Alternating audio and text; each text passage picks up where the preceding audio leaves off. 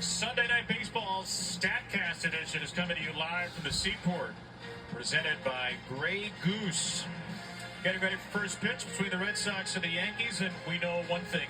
The first pitch is a lot less likely to be a fastball for the Red Sox this year than in any other year. It certainly won't be a four-seam fastball. Tanner Houck has stopped throwing those, and the Red Sox under Andrew Bailey have stopped throwing a lot of fastballs. Yeah, Tanner Houck is having what you might call a career season. Last year's four-seamer allowed a .550 slugging percentage against it. So what has he done?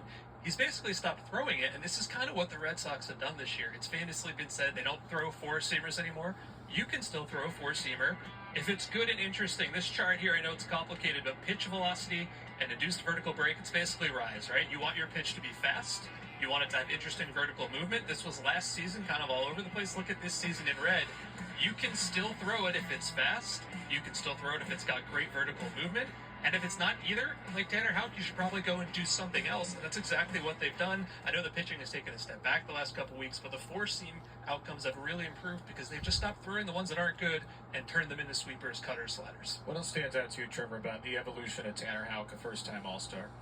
One really interesting thing that I noticed in my research for today's show was that he changed where he stands on the rubber going into the season, creating a little bit of a different angle going towards the plate. So he moved actually towards the first base side a couple inches, which has given him a better approach angle going in away from lefties, and he's able to stay in the zone more often with his all of his pitches. His first pitch strikes are up 5% year over year. His competitive location means how close to the center of the zone he is, how often he's in the zone, is up 2% on the year. He is simply throwing more quality pitches and getting ahead of guys. Changed the way he's thrown the last couple of years, too, in terms of change the way he throws pitches, change the way he uses different pitches. I mentioned the four-seamer, which has evaporated this year.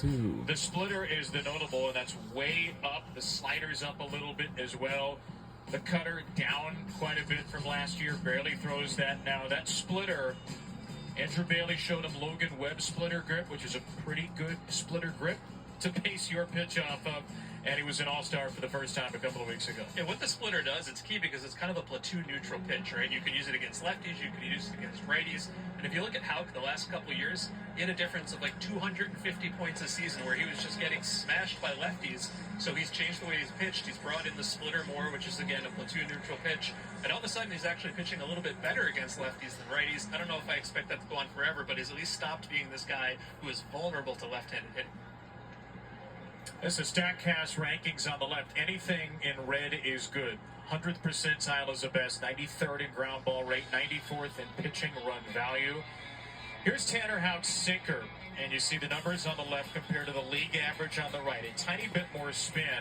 A lot more horizontal break. That's side to side. A lot more vertical break.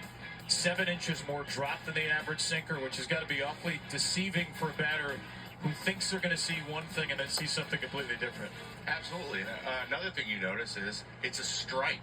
So the difference between a pitch that moves that much being off the plate and over the plate is huge. He needs guys to swing at it, and that's something that he's getting this year much more than he's got in the past. A lot less waste pitches. Here's the Yankee lineup. It's the highest scoring lineup in baseball, largely due to Soto and Judge, but they're getting more contributions this month from Wells and Torres, and now Jazz Chisholm Jr., who only arrived to the ballpark a couple of hours ago, or maybe even less than that, making his Yankee debut.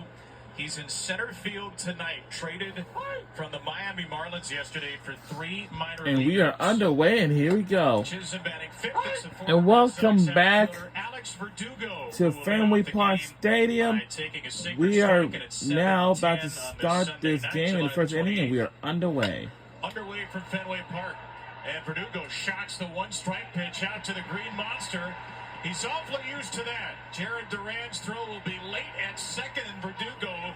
And we on ESPN2 for today's game. Jersey, double off the Monster.